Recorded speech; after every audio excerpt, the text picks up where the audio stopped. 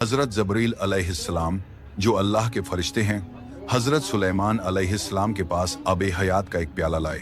यह ऐसा पानी था जिसे पीकर इंसान हमेशा जिंदा रह सकता है।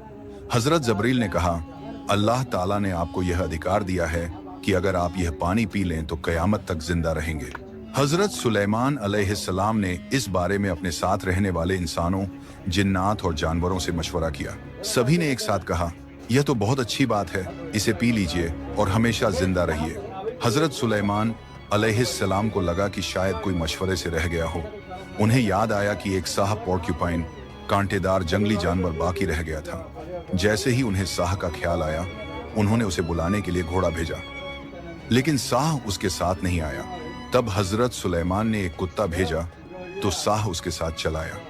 हज़रत सुलेमान अलैहिस्सलाम ने साह से पूछा, मुझे तुमसे कुछ मशवरा करना है, लेकिन पहले यह बताओ कि घोड़े से ज्यादा इज्जत वाला कौन सा जानवर है।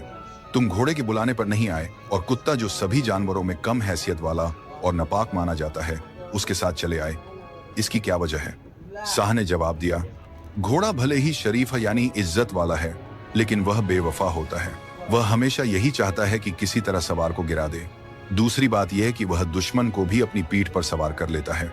और कुत्ता हालांकि कम हैसियत वाला और नापाक है, लेकिन वह वफादार होता है। अगर कोई उसे एक बार भी खिलाए तो वह सारी जिंदगी इसका एहसान नहीं भूलता। तब हज़रत सुलेमान अलैहिस्सलाम ने कहा, मेरे पास अब हयात का एक प्याला भेजा गया है और मुझे इसे पीने या न पीने का अधिकार है। सभी ने मुझे इसे पीने का मशवरा दिया है। भला तुम्हारी इसमें क्या राय है? मैं इसे पीऊं या वापस कर दूं? साह ने पूछा, यह आब हयात सिर्फ आपके लिए आया है या आपके सभी घर वाले, बच्चे और दोस्त भी इसे पिएं? हज़रत सुलेमान अलैहिस्सलाम ने फरमाया, यह सिर्फ मुझे अकेले को पीने का हुक्म है। साह बोला, फिर तो इसे पीना ठीक नहीं, क्योंकि जब आपके सभी प्यारे और दोस्त आपके सामने मरेंगे तो उनके गम और दुहक से आपकी जिंदगी तेलक हो जाएगी। जब कोई दोस्त और प्यारा नहीं रहेगा तो ऐसी जिंदगी किस काम की? यह बात हज़रत सुलेमान अलैहिस्सलाम को बहुत पसंद आई और उन्होंने वह आब हयात वापस कर दिया। और इससे हमें यह सबक मिलता है कि जिंदगी का असली मजा अपने अपनों के साथ और उनकी खुशी में है, न कि सिर्फ लंबी उम्र में।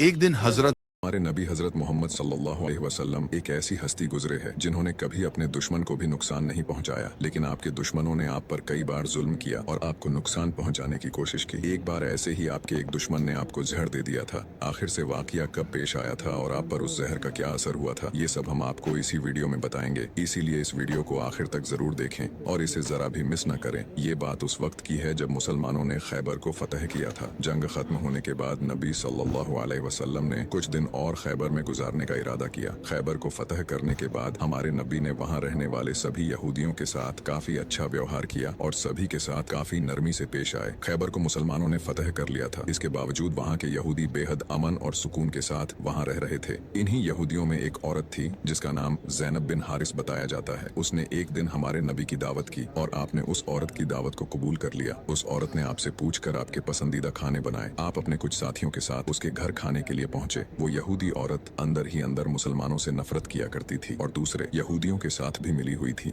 जो मुसलमानों के दुश्मन थे। उस औरत ने खाने में पेश होने वाले बकरी के गोश्त में जहर मिला दिया था। जब जहर से भरे उस गोश्त को आपके सामने पेश किया गया और आपने खाने के लिए एक निवाला उठाया और अपने मुंह में रखा तो आप समझ गए कि इसमें जहर मिला हुआ है। आपने तुरंत अपने साथियों को खाना खाने से रोक दिया और कहा कि इसमें जहर मिला हुआ है, लेकिन अफसोस के आपके कुछ साथी उस वक्त तक कुछ गोश्त खा चुके थे जिसकी वजह से उनकी शहादत हो गई। कहा जाता है कि जहर के बारे में हमारे नबी को उस जहर की बोटी ने ही खबरदार किया था। इस वाक़े के बाद उस औरत के साथ साथ उसके सभी साथियों से पूछताछ की गई तो उन्होंने न सिर्फ अपना गुनाह कबूल किया बल्कि ये भी कहा कि हमने आपके साथ ये इसलिए किया क्योंकि हम ये देखना चाहते थे कि आप अल्लाह के सच्चे नबी हैं या नहीं। अगर आप अल्लाह के सच्चे नबी हैं तो इस जहर का आप पर असर नहीं होगा, और अगर आप अल्लाह के नबी नहीं हैं तो हमें आपसे छुटकारा मिलेगा। ये बात तो सब जानते हैं कि हमारे नबी ने कभी किसी से बदला नहीं लिया, जबकि आप पर कई बार बहुत जुल्म किया गया जिसके बारे में कोई सोच भी नहीं सकता। लेकिन जब उस जहर की वजह से आपके सहाबा की शहादत हुई थी तो कानून के मुताबिक उस औरत को भी कत्ल कर दिया गया। लेकिन कुछ रिवायतों में आता है कि उस औरत ने खुदकुशी कर ली थी। वही कुछ रिवायतों में कहा जाता है कि उस औरत को माफ कर दिया गया था। इस बारे में कई मुफस्सरीन अपनी अलग अलग राय रखते हैं। एक हदीस में हजरत आयशा फरमाती है कि जब नबी सल्लल्लाहु अलैहि वसल्लम की जिंदगी के आखिरी दिन चल रहे थे और आप बीमार रहा करते थे, उस समय आप कहा करते थे कि खैबर में जो मैंने जहर से मिले हुए गोश्त का टुकड़ा खाया था उसका दर्द मैं आज भी महसूस कर सकता हूँ। ये बात कई किताबों किताबों से साबित है कि उस जहर का असर हमारे नबी के आखिरी दिनों में देखा गया था और इसी जहर के असर ने आपकी वफात में एक अहम किरदार अदा दिया था।